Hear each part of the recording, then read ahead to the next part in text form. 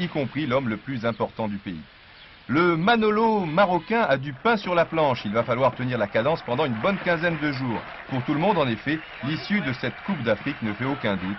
De bien lourdes responsabilités placées sur les épaules de ces messieurs. La pression est grande et ce n'est pas toujours, on le sait, l'idéal pour s'exprimer. Dimanche dernier, les Marocains ont en tout cas raté leur match d'ouverture contre le Zaïre à Casablanca. Une équipe du Zaïre surprenante qui a inquiété à plusieurs reprises la défense marocaine en première mi-temps, comme ici avec Kabongo. Dans cette première mi-temps, on notera 2 ou 3 bonnes accélérations de Bouderbala, mais à l'arrivée, il manque toujours un petit quelque chose. Dans ces conditions, seule la chance pouvait permettre aux Marocains de trouver l'ouverture.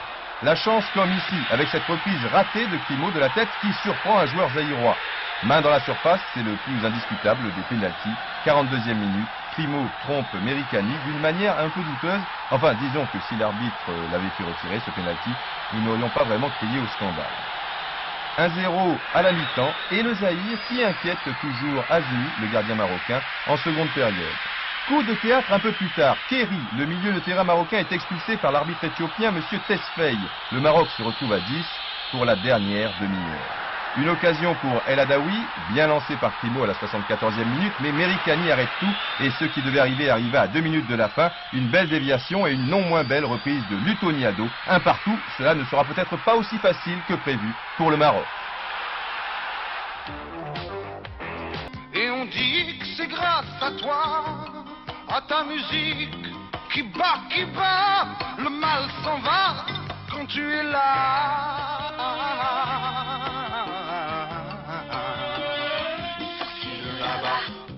Le sorcier de là-bas a l'œil rivé sur ses protégés qui jouent gros cet après-midi. La main sur le cœur, ils espèrent secrètement que le sorcier leur enverra des ondes positives. Mais ce ne sera pas facile, le Zaïre a fait forte impression et son bon résultat contre le favori de l'épreuve l'a mis en confiance. Le Zaïrois est grand et plutôt élancé. L'Ivoirien, lui, est plutôt trapu. Pour le faire tomber, faut vraiment mettre le paquet. Fofana, un peu décevant lors du premier match, accélère. Majenko est battu, ensuite il met le turbo. Du coup, l'adversaire suivant a des allures de 2 chevaux. Mericani est battu, mais Traoré ne réussit pas à redresser ce ballon. Le match est plaisant, coup franc tiré par Kabongo et première alerte pour Guamena. Kabongo de Lyon et Santos de Bastia se distinguent. Superbe aile de pigeon de Santos. Et Kabongo qui arrive un poil trop tard. Le Zaïre a pris le match à son compte. 36e minute, on retrouve les deux compères. Santos donne le tournis à Madou Zaoui. Accélération à la sortie et pour conclure, le tout, une reprise parfaite de Kabongo. Imparable, c'est du délire. Santos salue d'abord le public. Kabongo se sent oublié, il l'appelle désespérément. Ah, voilà, tout s'arrange dans le couple. Finalement, il s'agissait d'une petite infidélité sans importance. 1-0 à la mi-temps, 1-0 également à 25 minutes de la fin. Fofana fixe bien la défense. Donne à François Zaoui, mais Mericani est un super gardien. 3 minutes plus tard, coup franc dangereux, et non, rien à faire. Fofana a maintenant de plus en plus de mal à piéger son adversaire direct, ou ses adversaires directs. Traoré est marqué de très près par Boana. Le match se durcit. Heureusement, M. Benasser dirige tout ce joli petit monde de main de maître. Il reste un petit quart d'heure et on voit mal maintenant comment la Côte d'Ivoire pourrait égaliser. Et puis, mine de crayon, un mauvais renvoi des jaunes, un tir contré et coup de chance, le ballon qui arrive comme par miracle dans les pieds de Traoré. Si vous voulez mon avis, ce n'est pas un coup de chance, mais un coup du sorcier.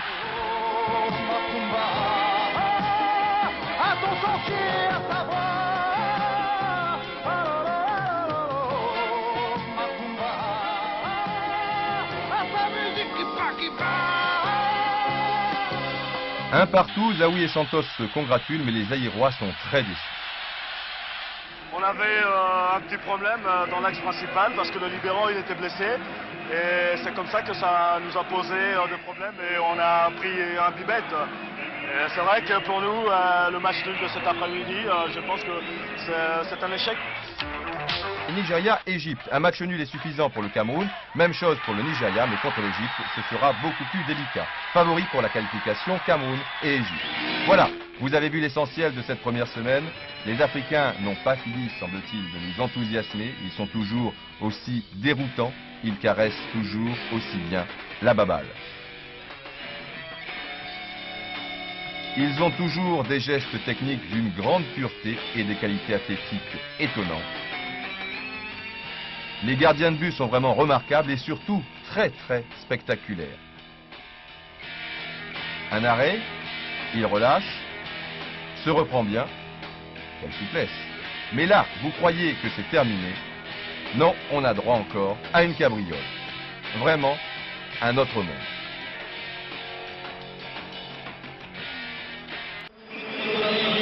La Coupe d'Afrique des Nations dans les bras de Roger Mila. 4 ans après la finale d'Abidjan, le Cameroun renoue avec le foot. 75 000 spectateurs, ambiance de fête pour un football spectacle. Coup franc de Condé, balle piquée pour Mila, intervention choc, et oui, du gardien nigérian Rufai. Des Camerounais très actifs en première mi-temps, témoins cette attaque et surtout la reprise de volée de Mumbu.